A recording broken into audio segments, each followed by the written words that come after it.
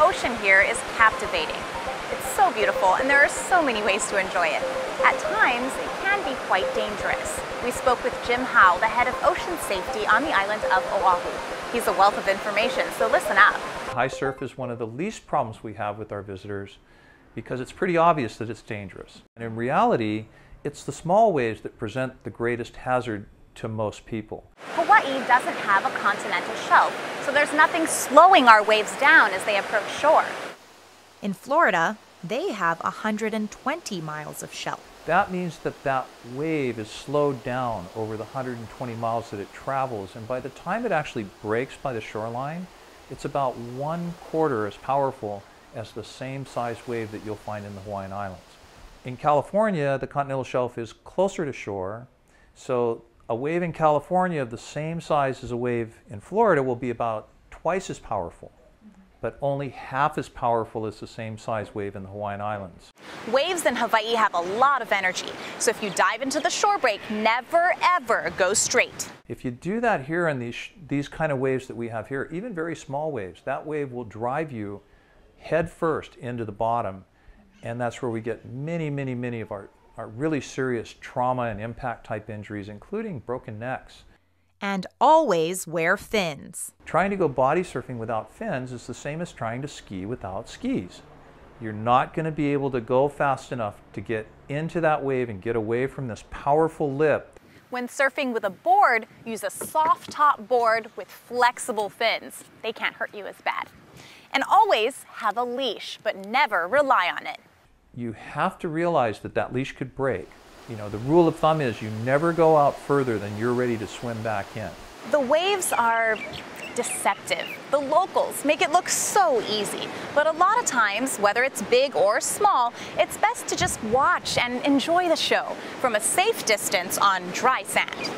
The tip here is that if the sand is wet or those rocks are wet, that means that occasionally, or maybe even frequently, those big waves are sweeping right across those areas. And if they sweep across, they'll knock you down and drag you into the ocean. And then you're really in big trouble. If you see that happen, get a lifeguard or call 911 immediately. Never jump in after them. For the person washed in, don't try to come back to shore. Swim away. Get out into the deeper water. Try to get away from those breaking waves. Slippery rocks can be a problem. Whether you're picking opihi, walking along a naturally formed bench, or getting too close to a blowhole, the plant growth can make things dangerous. It's a very fine seaweed that's extremely slippery. It's like glass. Blowholes in particular, the force of the water coming out through the blowhole itself, it's very powerful. So it would be like an ice skating rink. So as you kind of go up towards that place where that water is gushing out, think about ice skating right into it. The barriers are there for a reason, so please heed the warning. We also have very strong fixed currents. If you get caught in a current, the one thing you don't want to do is you don't want to try to swim against it. Best thing to do is just ride that current on out and swim out to sea. And wave for help, don't panic. Lifeguards will come out and help you. We just discussed some serious situations, but the #1 danger is actually quite surprising. Drowning is the leading cause of death for visitors in the state of Hawaii. And the activity in which we have the most fatalities in the ocean is snorkeling. And the reality is that snorkeling is actually a very strenuous activity, and it's also a skill that you have to learn.